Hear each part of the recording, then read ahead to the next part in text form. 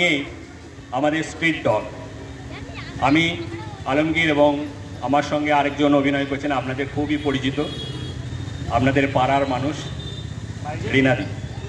রিনাদি দু একটা কথা বলবেন, তারপর আমরা শুরু করব। আপনারা সবাই আমাকে চেনেন, কেউ কেউ খুব ভালোবাসেন, শ্রদ্ধা করেন, আবার কেউ গালাগালিও দেন। কারণ রাস্তাঘাট এরা নোংরা করে, এখানে সেখানে শুয়ে পড়ে, গায়ে অজস্র ঘা পোকা। মানে এদের যে একটা প্রাণ আছে, এরা যে মানে কত কষ্টের মধ্যে থাকে সেটা আমরা ভুলে যাই।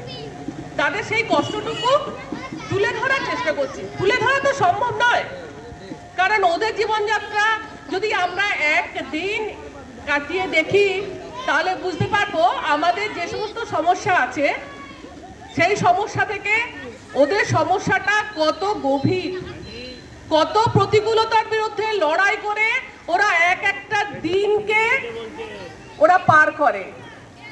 সকাল থেকে সারা দিন হয়তো তারা খেতে পায় না, তবু তো আপনার দুয়ারের এক কোণে আপনি হয়তো তখন মাংস চাপাচ্ছেন, মাংস ভাত খাচ্ছেন, সেই গন্ধটাও নাকে লাগছে, কিন্তু আপনার খাবারও কেড়ে নিতে যাবে না।